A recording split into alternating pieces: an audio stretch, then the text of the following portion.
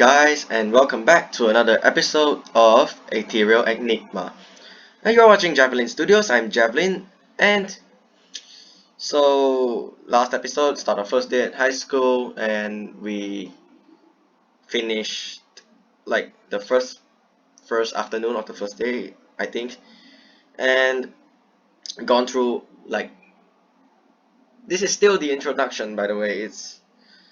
We haven't reached the point where I you, the point where your selection matters section. So we're still in the introduction. We're still in the middle of introducing all of the characters, and we're just finished the first half of the day. So in other words, let's continue.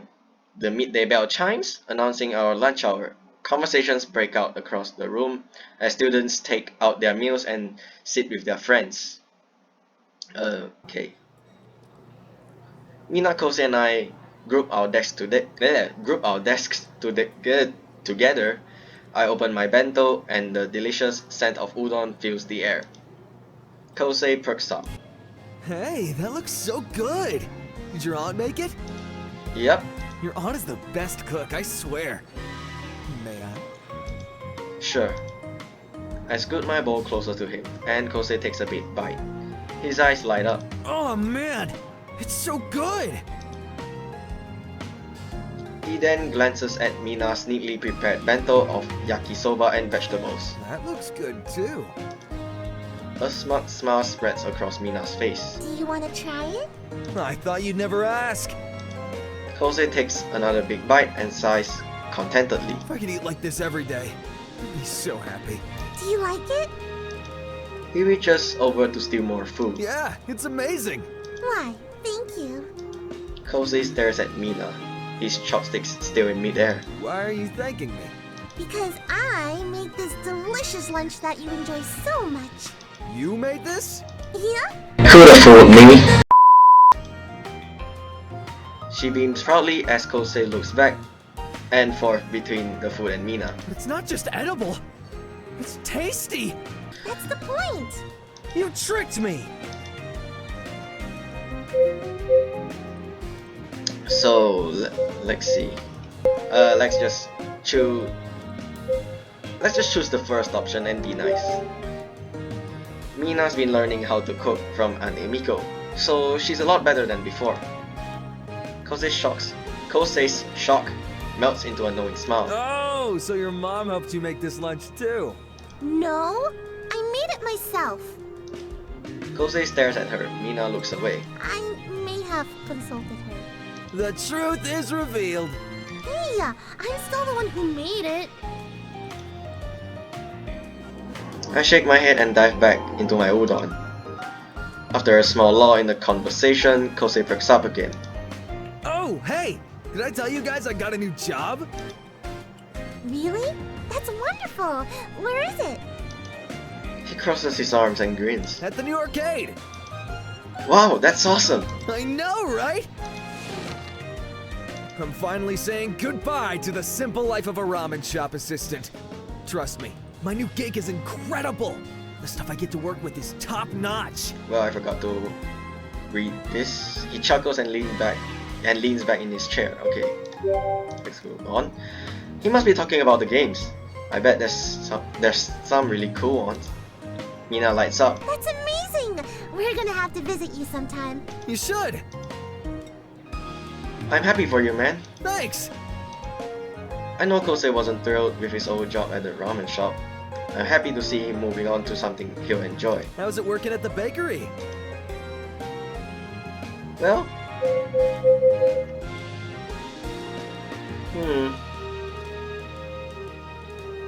let's see.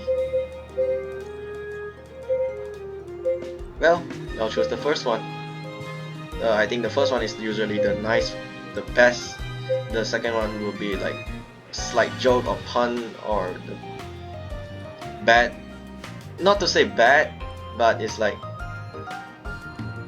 I kind of forgot what's.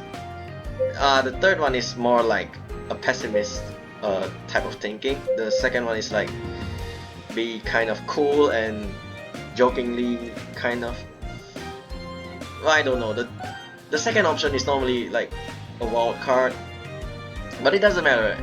So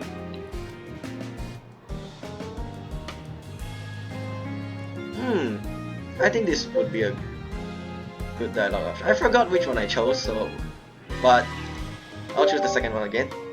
Probably, if I did. I flash him a grin. I need to make money somehow. Kosei snickers. It's better than just loafing around. Mina laughs. Yeah, we're just, rolling out dough. Kosei and I both stare at her. What? You mean rolling in dough? She falters. No, you know, like when you roll the dough. We both stare at her. She crosses us up. There, she crosses her arms. Whatever. Your puns were lame anyway. Oh well. Our conversation meanders into more trivial things, and before we know it, lunch is over. We put our stuff away and return our desks to their original position. After everyone has settled down, the teacher begins class. The rest of the day goes by faster than I anticipated, and our first day of school is over.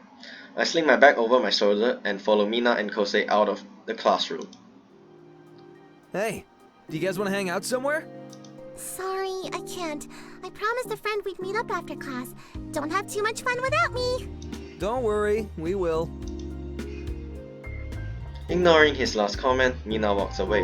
Kosei looks over to me and shrugs. Well, looks like it's just you and me today. Want to practice soccer in the quad? It's been a while since the two of us last played a scrimmage. I think that's how it's pronounced. We initially bonded over soccer as Kosei has a natural talent for it. He was good enough to join the junior high team but never did. I'd be down for that. Let's go! The two of us make our way down to the open field behind the school. It's empty except for the scattering of students milling about. There's a nice cool breeze, making it excellent weather to practice. Why the sudden interest in soccer? Kosei picks up a soccer ball from a nearby rack. Now that I've got my new job, I was thinking about joining the soccer club. That's a great idea. It's too bad you couldn't join the team in junior high. Yeah, I have the means now, but not the practice.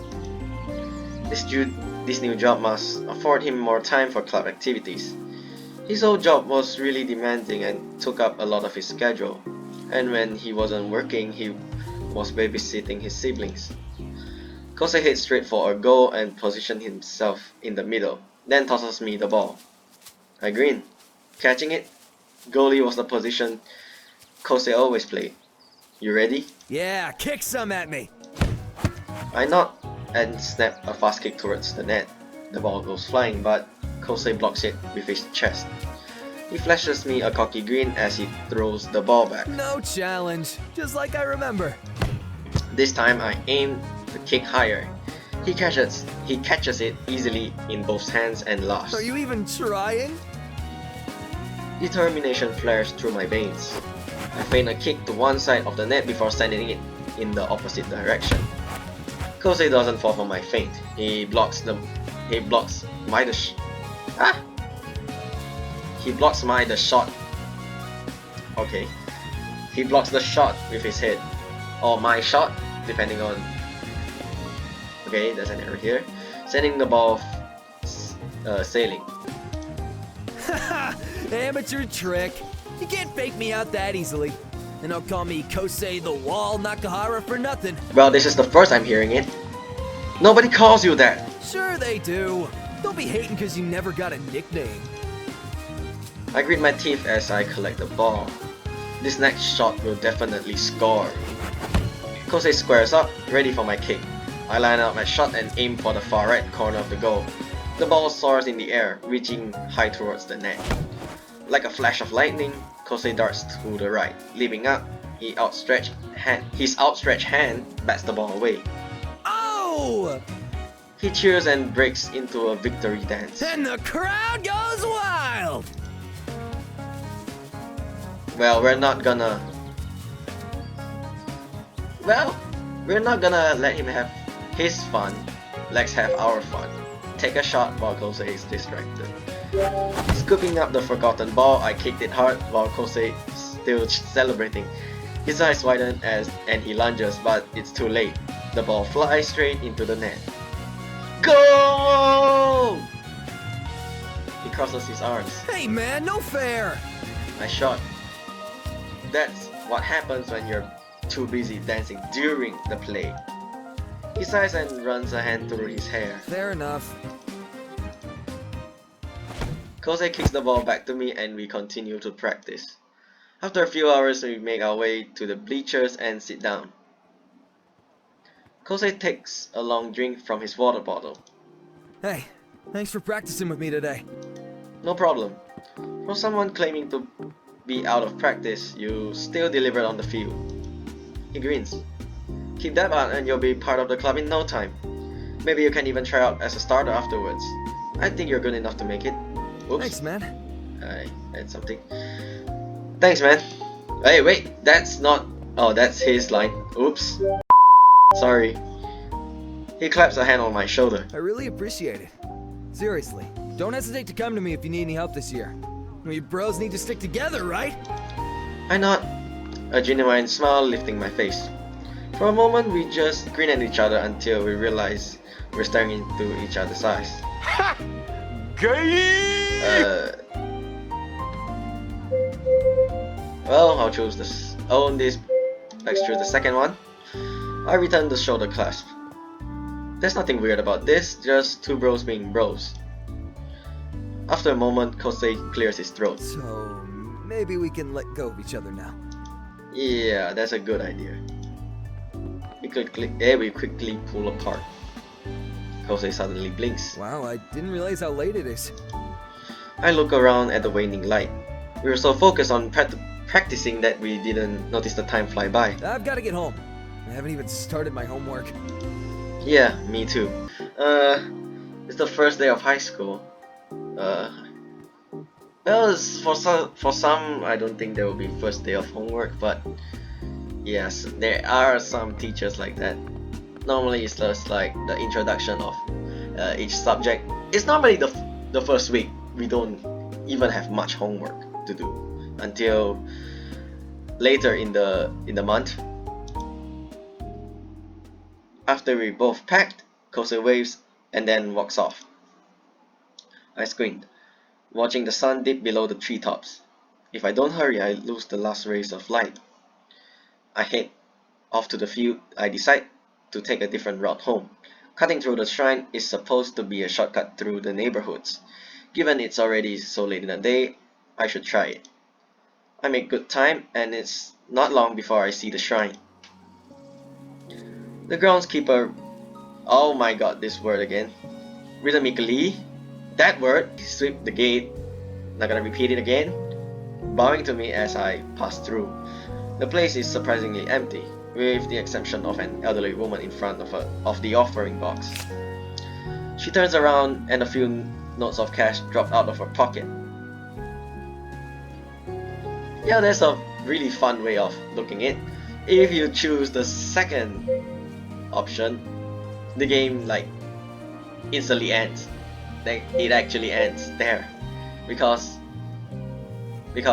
well, I'll choose return the money to explain it. Because first of all, returning is it's a polite way of doing it. Keeping it is really you're basically a jerk.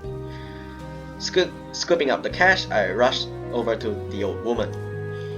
Excuse me, I think you dropped this. Oh, thank you, young man. No problem. She gratefully accepts the money, returning it to her pocket. Not everyone would have returned this to its rightful owner. Some may have kept it for themselves.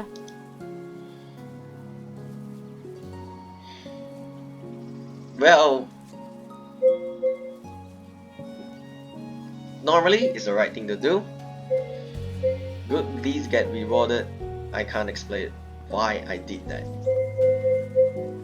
There's a lot of ways of looking at this. So the first one is like what most people would do because it's the right thing.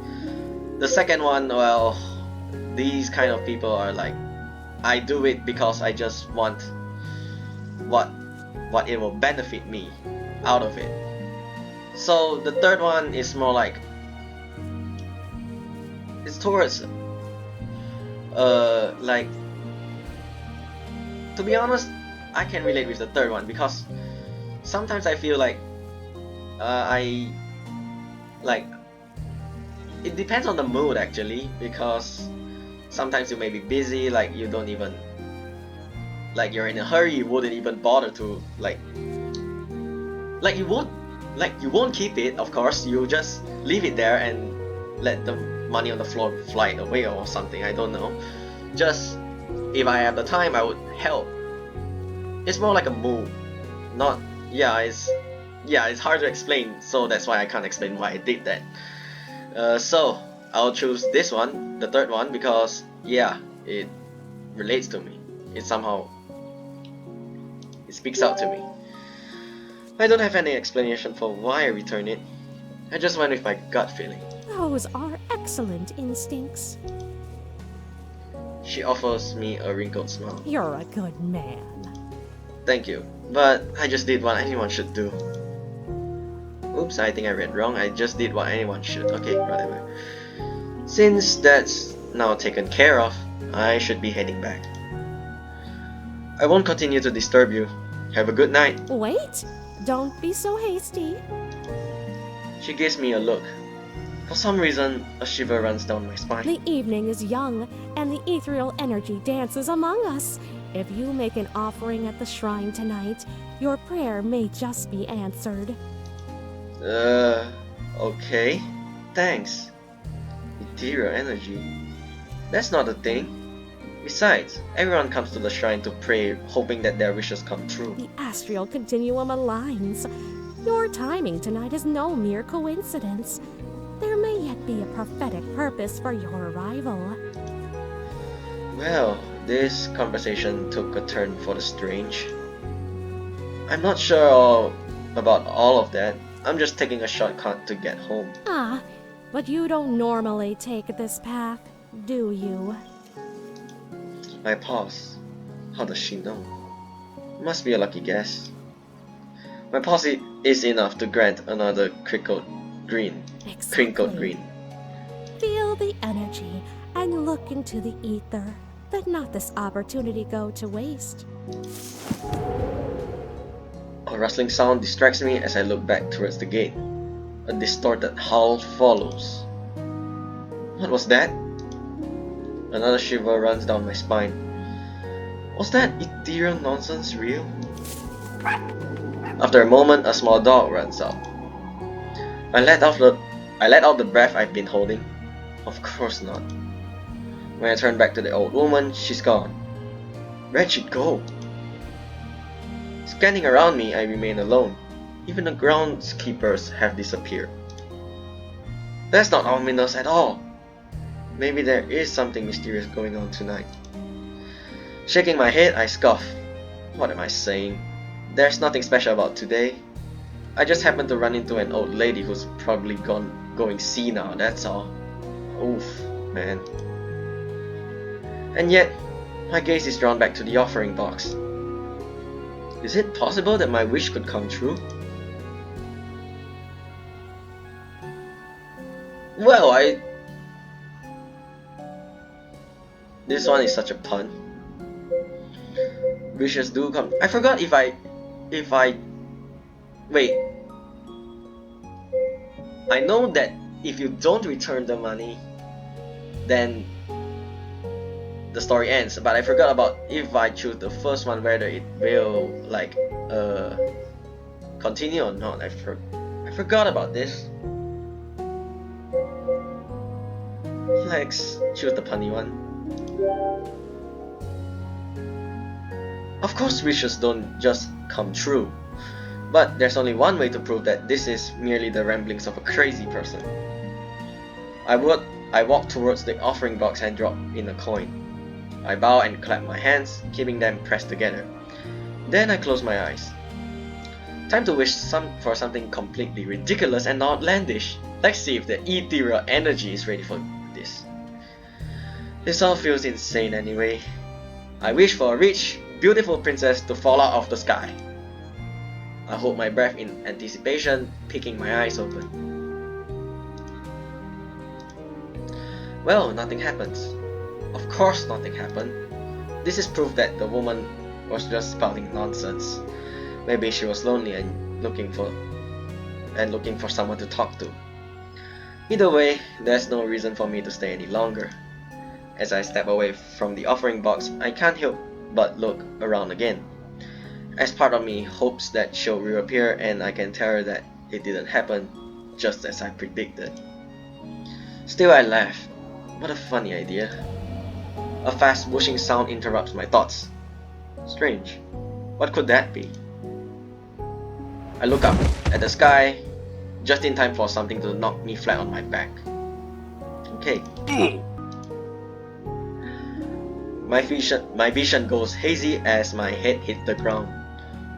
What just happened? I groan, trying to move my limbs. It feels like something's holding me down. Gingerly, I blink my eyes open. Okay. Is there any way to... Oops. Okay. As the area refocuses into view, there's a girl with long, light blonde hair sitting on top of me. Her clothes are unlike anything I recognize, reminding me of a fantasy character. Her eyes are squeezed shut as she yelps.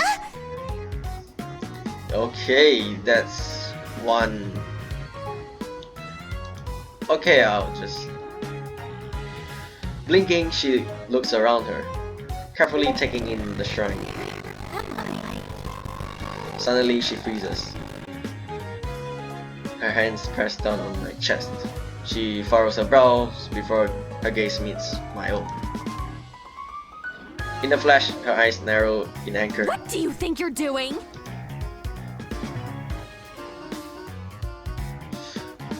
Okay, this is so much to take in.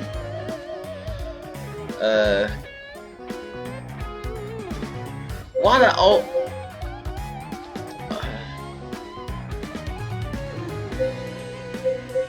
These are some weird options.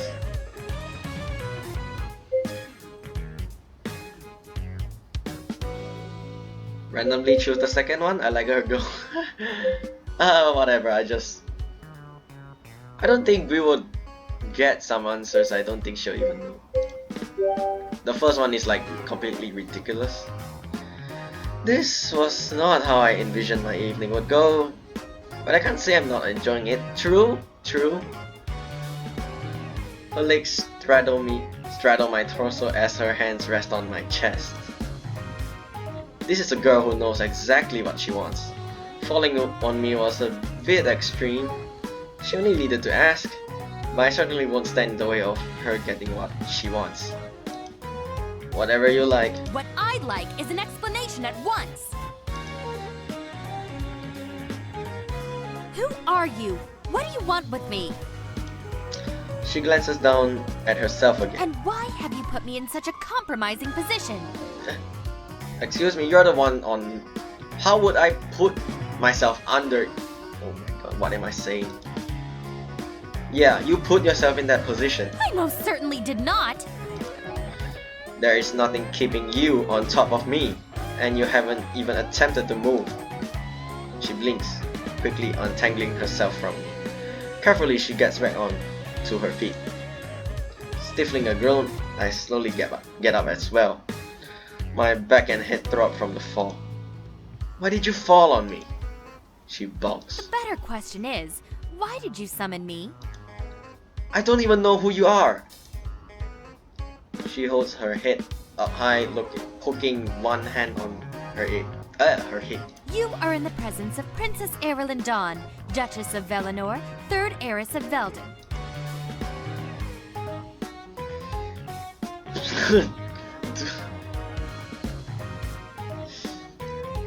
I haven't heard of those places.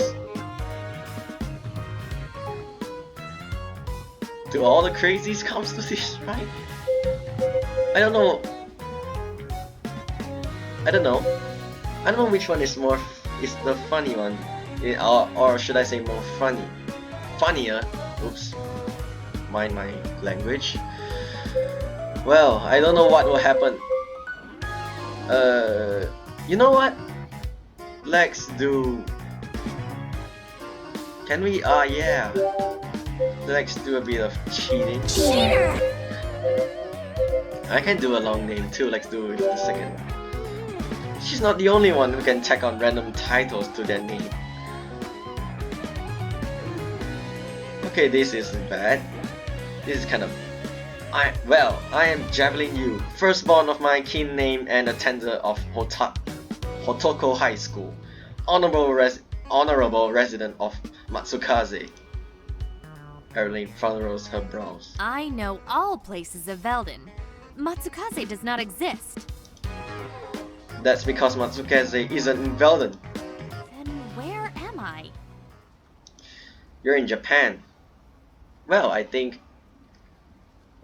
before we continue, I think we'll try this one.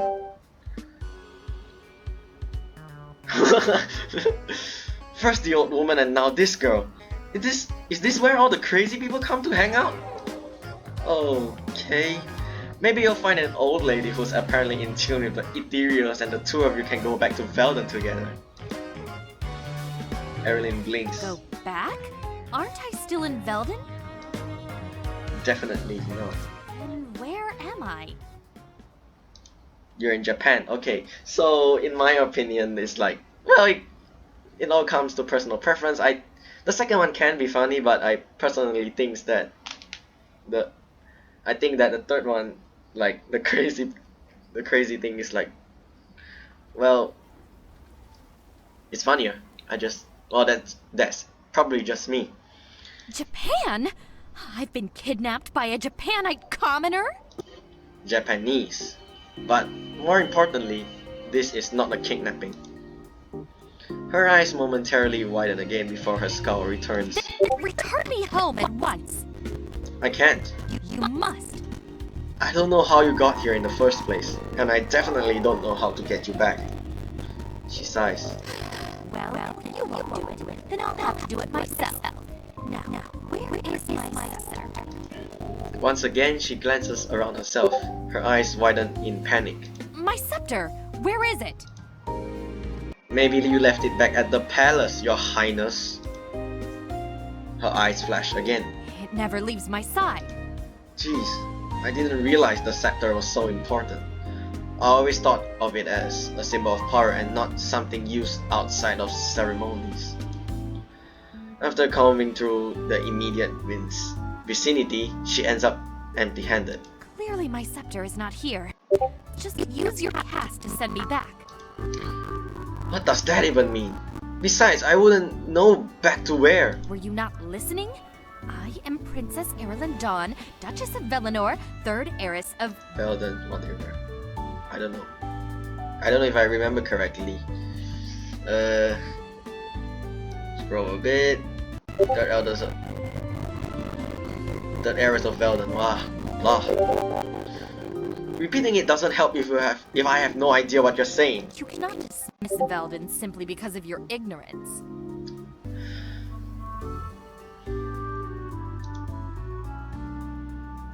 She keeps mentioning Veldin as if it's real. Could she really be from an entirely different place? How was she transported here? Was it really my wish? I can't wrap my head around all of the questions I have.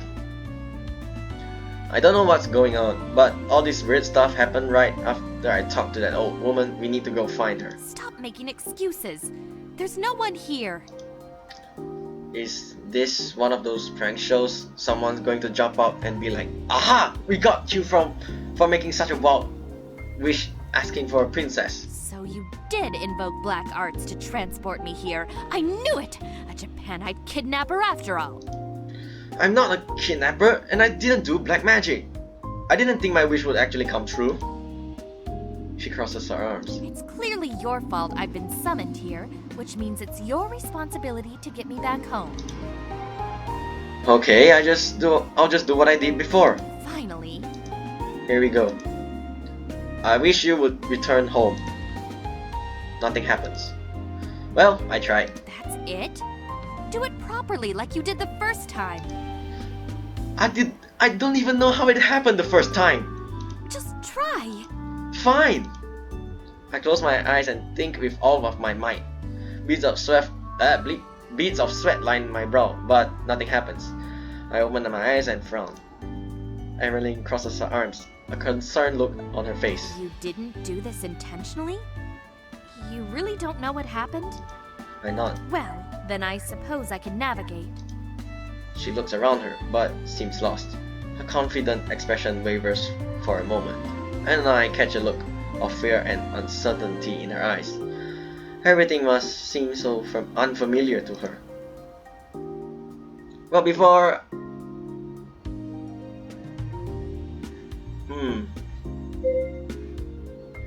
I choose my option, I just want to say, okay, if you don't return the money, all of this wouldn't happen. You wouldn't make the wish. What's her name? Erilynn? Erilynn wouldn't fall off from the sky. And it's like, you went home, do your homework, get back to bed, and the next day Mina calls you up, and we'll just continue on with school life as always. Well, I'll just pick the first one. Well, I do feel some responsibility for her well-being. The coincidence being my wish and her appearance is too close to be unrelated. Until we can find out more, I should help her out. I'll help you until we can find a way to get back. You can stay with me and my family while we figure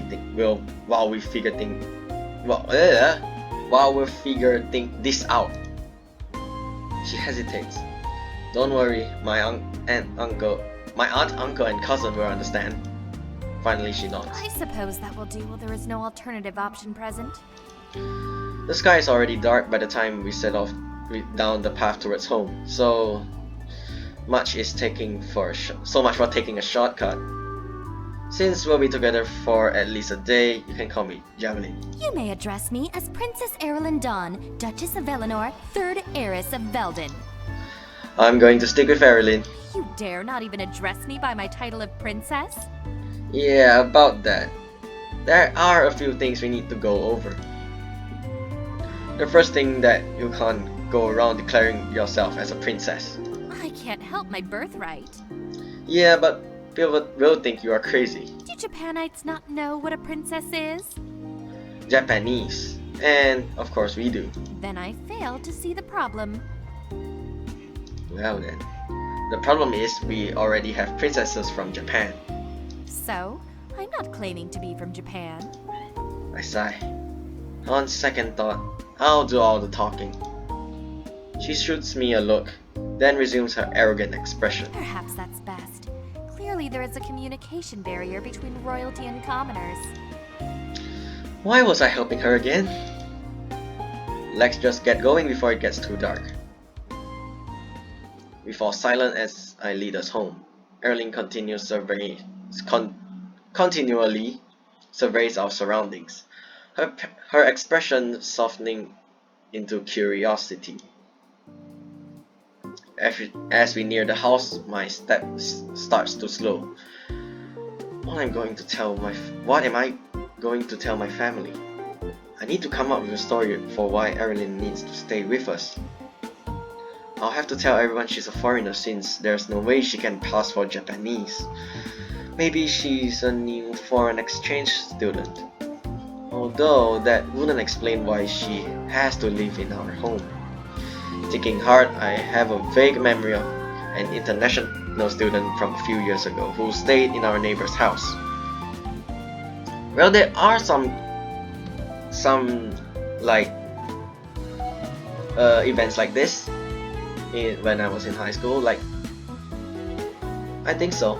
Like we introduce them to our culture and everything.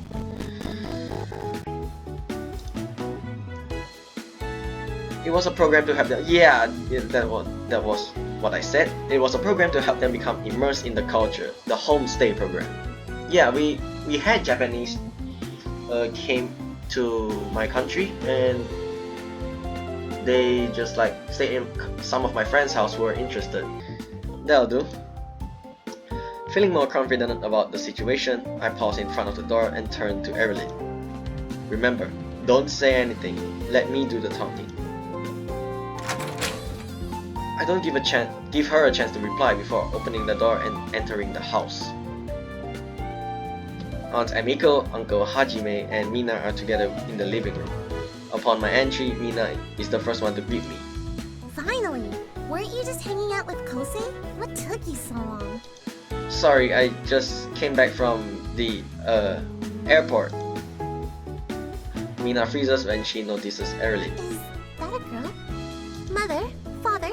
You see this, right? I'm not going crazy. Aunt Emiko and Uncle Hajime look over curiously. No, sweetie. We see her too. Mina squints. Okay, good. I thought I was going crazy because not only is there a pretty girl here, but those clothes are really unique. This attire happens to be my... Cosplay outfit! Erilynn stares back blankly at me.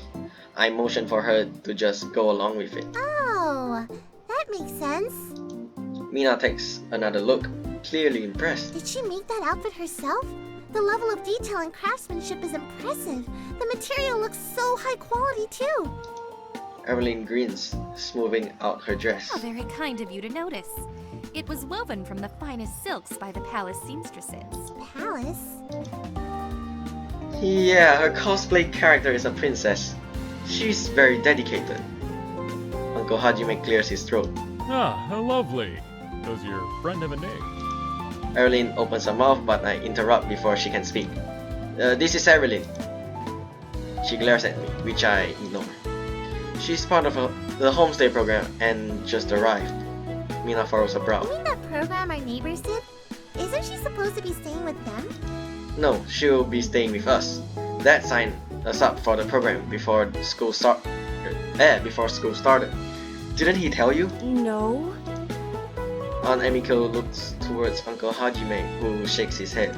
I didn't hear about this either. I try to play it off as no big deal, even though I'm sure they can hear the hammering in my chest. Hold on, let me check the text speed, auto speed. I don't think I just hope that the sound is loud enough. Well, I hope it's loud enough that you can hear the voice acting, the voices and stuff. If it's not, I think I can do it in the next episode. I tried to play it off as I read this. He must have forgotten to tell you. You know how they are, always forgetting things. Remember that time Dad almost left without his luggage?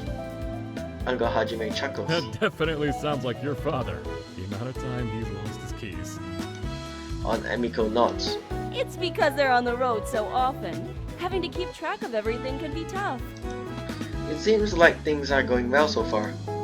So, Erilynn can stay, right? Yes, of course. She turns towards Erilynn and offers her a warm smile. Welcome to our home. Erilynn is such a unique name. Where are you from? I am from Veldon. Velden? Sweden is what I think she meant to say. Thick accent. Ha ha. Ha ha.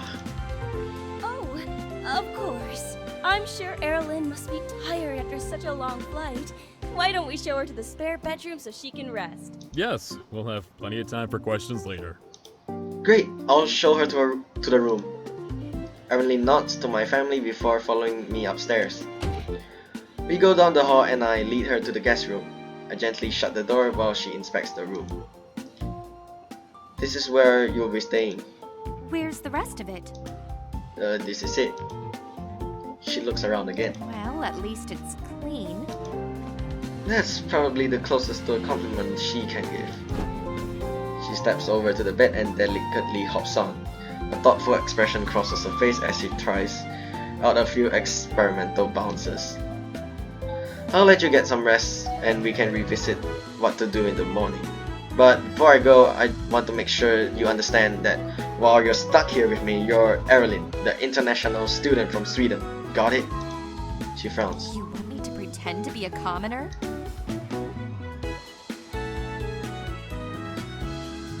Well, first of all, there are sirens out there. And second of all, well, I'm not. The third option is kind of mean. She has nowhere to go anyway.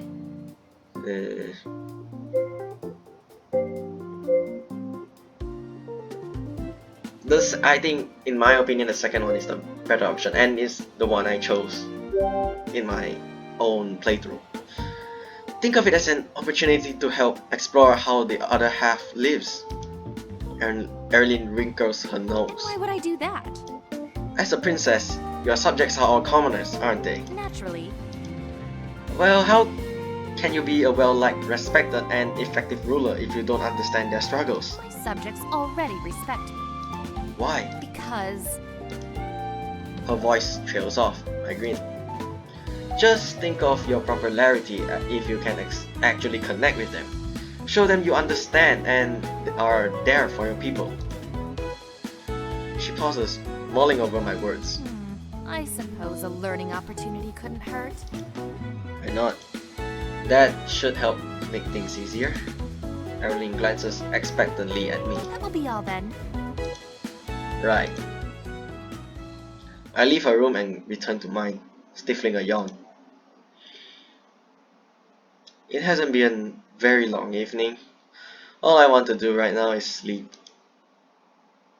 I rehearse how to explain Erilynn's presence, then get my things in order for school tomorrow. Afterwards, I get ready for bed. With a grateful sigh, I fall into my bed, wrapping the blankets around me, and doze off into a blissful sleep.